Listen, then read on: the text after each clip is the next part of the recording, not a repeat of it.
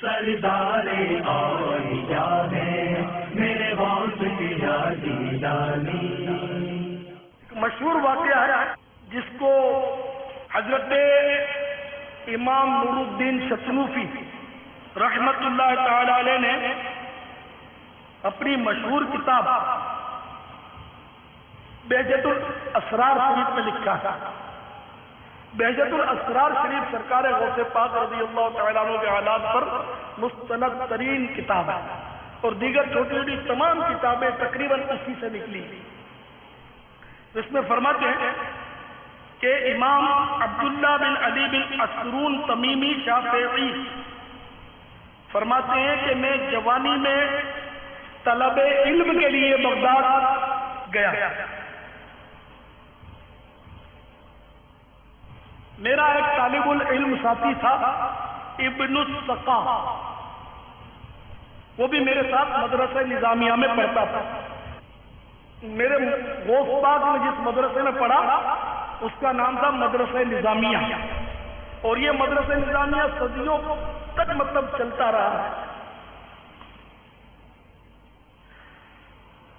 تو ہم دونوں دوست جو تھے وہ عبادت ریاضت کرتے اور بزرگان دین کی زیارت بھی کرتے تھے۔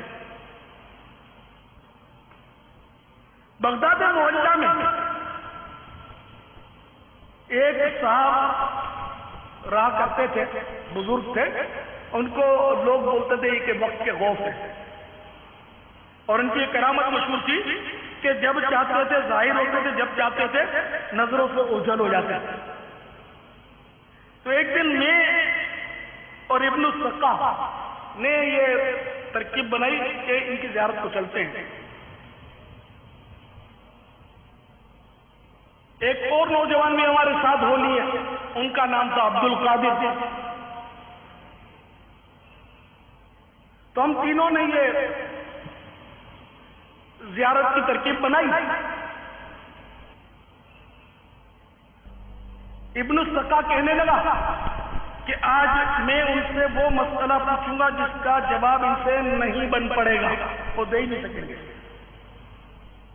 تو میں نے کہا میں بھی ایک مسئلہ پوچھوں گا، دیکھوں کیا جواب دیتے ہیں۔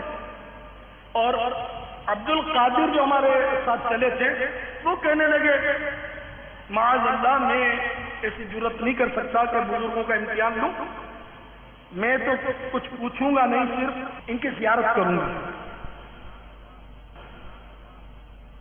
خیر ہم تینوں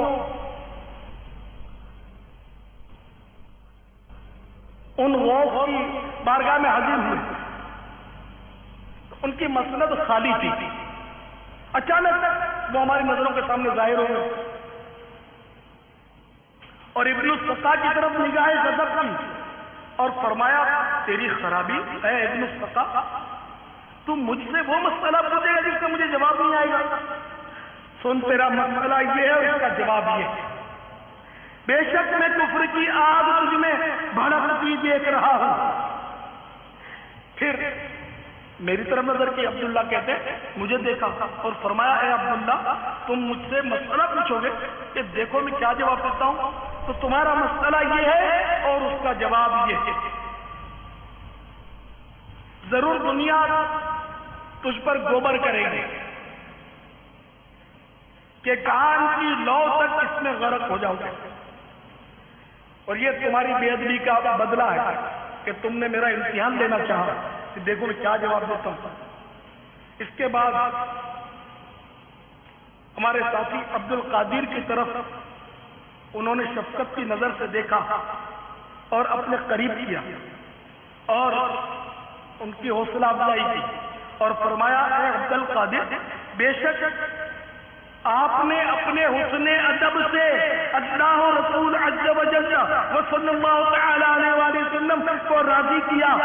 گویا میں اس وقت دیکھ رہا ہوں کہ آپ اجتماع بغداد میں منبر وعظ پر تشریف لے گئے اور فرما رہے ہیں کہ قدمی ہادی علی رقبت کل ولی اللہ، میرا یہ قدم ہر ولی اللہ کی گردن پر ہے۔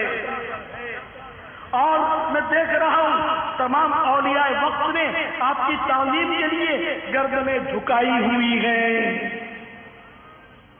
وہ غوث یہ فرما کر ہماری نگاہوں سے غائب ہو گئے، اس کے بعد ہم نے انہیں نہیں دیکھا۔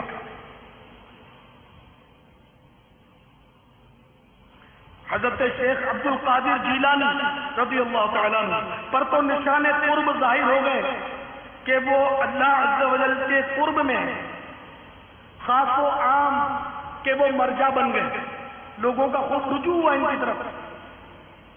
اور وہ وقت بھی آیا کہ بغداد معلیٰ میں برسر منبر انہوں نے اعلان کیا، قدمی ہذہ علی رقبۃ کل ولی اللہ، میرا یہ قدم تمام اولیاء اللہ کی گردنوں پر ہے۔ اور اولیاء وقت نے اس کا ان کے لیے اقرار کیا، میں اپنی اپنی گردنیں جھکا دی۔